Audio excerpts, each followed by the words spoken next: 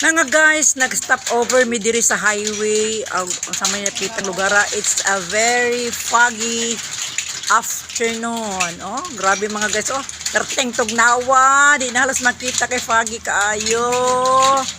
Oh, naran ay Palkata Plantation. Adi among table diri may mga on. Oh, nara mga guys. Oh, ano sila? Diri may mag-lunch. Nag-lunch na may mga guys sa El Paso. El Paso ni nga kananan.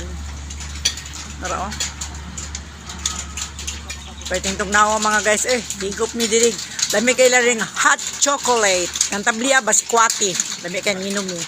Oh, wa na mga guys. Tapos di na makita ang palibot sa fog. Oh, pagi kaayo.